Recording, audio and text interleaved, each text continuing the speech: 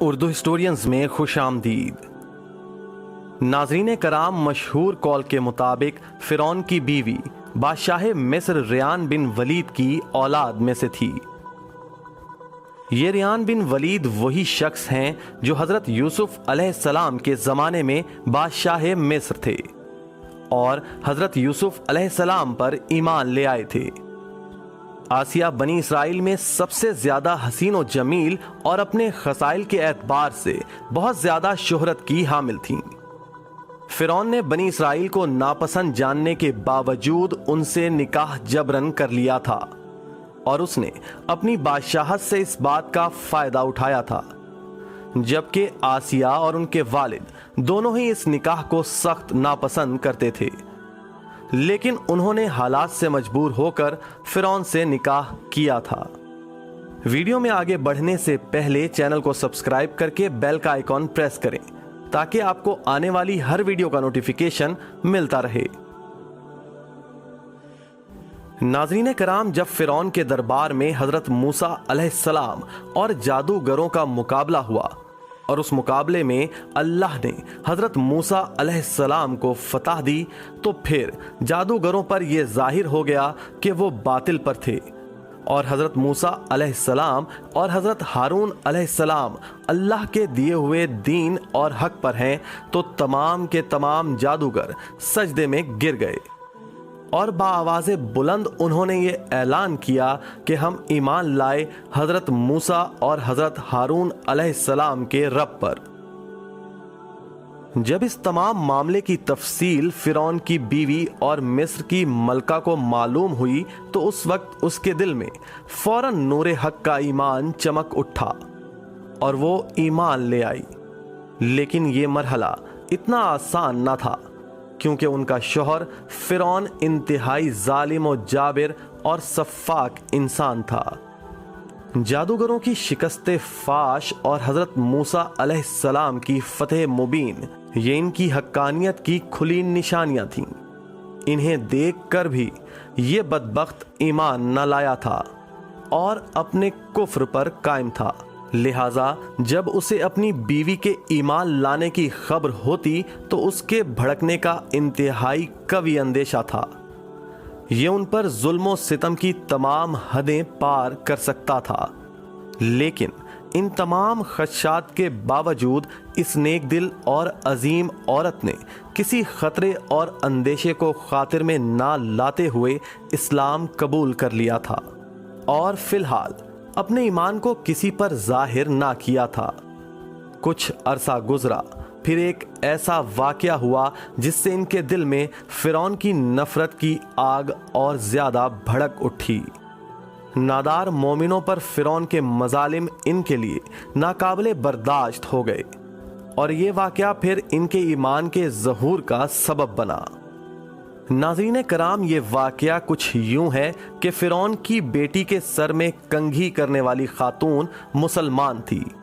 ایک دن جب وہ کنگھی کر رہی تھیں تو ان کے ہاتھ سے کنگھی گری، اس پر ان کے منہ سے نکلا بسم اللہ۔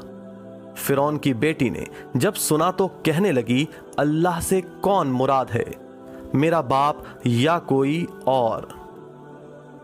تب اس نیک خاتون نے اس کا جواب دیا، تمہارا باپ مراد نہیں ہے، بلکہ اللہ عز و جل وہ ہے جو میرا، تیرا اور تیرے باپ کا بھی رب ہے۔ اس پر اس لڑکی نے اپنے باپ کو اس بات کی خبر دی۔ فرعون نے اس عورت کو اس کے بچوں سمیت بلایا۔ جب یہ مومنہ عورت اس کے دربار میں پہنچی تو فرعون نے انہیں مخاطب کرتے ہوئے کہا، اے فلاں عورت، تو میرے علاوہ کسی اور کو رب مانتی ہے؟ تو اس عورت نے کسی بھی قسم کے اندیشے کو اپنے دل میں نہ لایا اور فوراً جواب دیا، میرا اور تیرا رب اللہ ہے۔ فرعون بھڑک اٹھا اور اس نے ایک بہت بڑا برتن تیل سے بھر کر گرم کرنے کا حکم دیا۔ اس کے بعد اس نے ایک ایک کر کے اس کے بچوں حتیٰ کہ اس عورت کو بھی گرم تیل میں ڈلوا دیا۔ معزز خواتین و حضرات، جس وقت انہیں یہ اذیتیں دے کر شہید کیا جا رہا تھا، فرعون کی بیوی بھی انہیں دیکھ رہی تھی اللہ نے ان کی آنکھوں سے غیب کے پردے اٹھا دیے اور ان کی بصیرت کو وسیع کر دیا، اور انہوں نے فرشتوں کو ان کی روح کو آسمان کی طرف لے جاتے دیکھ لیا۔ فرشتوں کو دیکھ کر ان کا ایمان اور پختہ ہو گیا، اور حضرت سیدنا موسیٰ کلیم اللہ کی حقانیت کا یقین اور بھی بڑھ گیا۔ اور اس وقت آسیہ یہ سوچنے لگ گئیں کہ مومنوں پر فرعون کے مظالم ہوتے میں کیسے دیکھ سکتی ہوں، حالانکہ میں خود بھی مومن ہوں۔ ابھی یہ انہی خیالات میں گم تھیں کہ فرعون ان کے پاس آیا، اس مظلوم عورت پر اپنے ظلم کی داستان بیان کرنے لگ گیا۔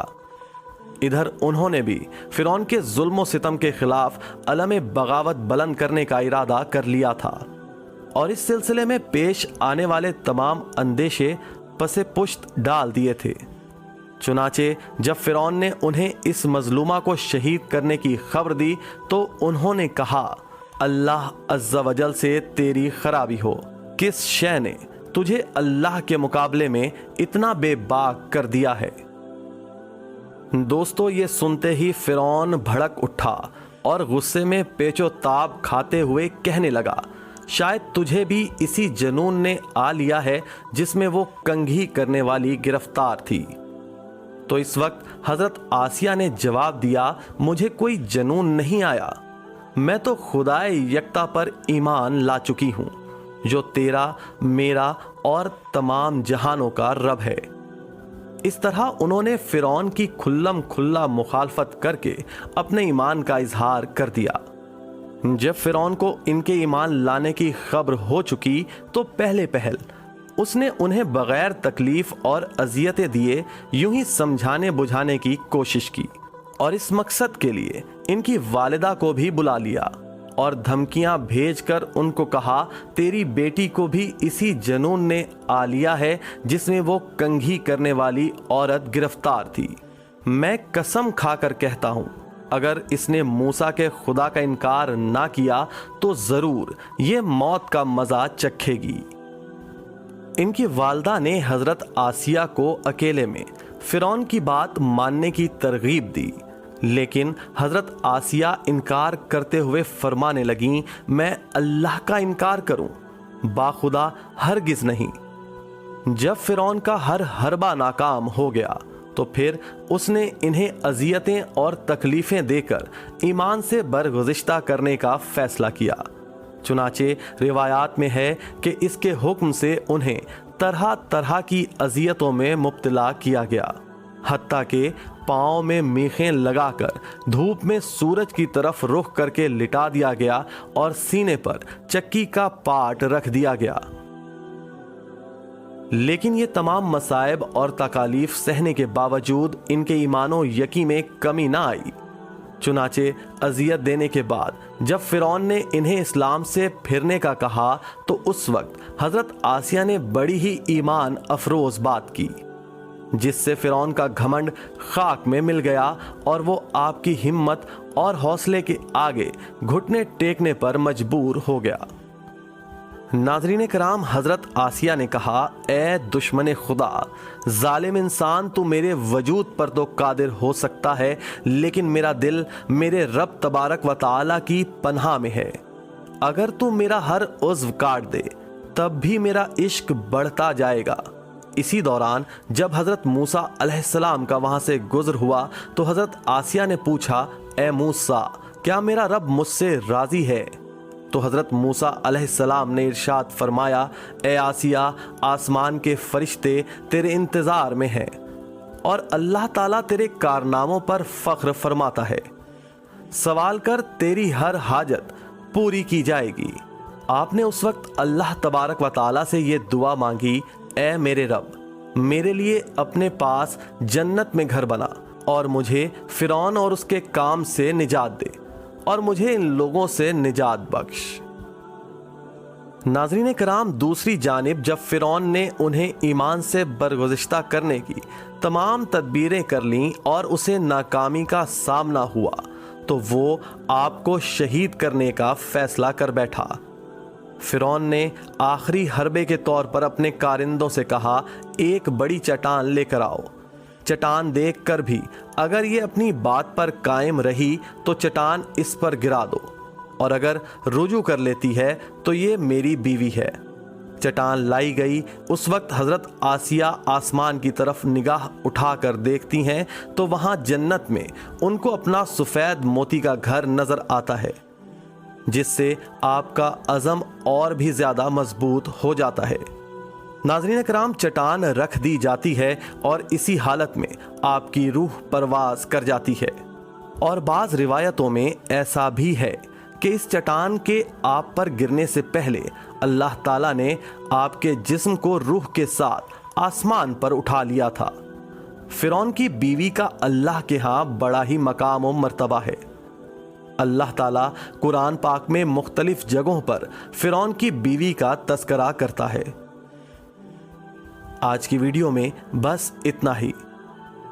नाज़रीन कराम, अल्लाह पाक से दुआ है कि हम सबको हजरत आसिया जैसी इस्तकामत अता फरमा। अगर वीडियो पसंद आए तो इसको लाइक और शेयर ज़रूर कीजिएगा और अपनी कीमती राय का इजहार कमेंट बॉक्स में कीजिएगा।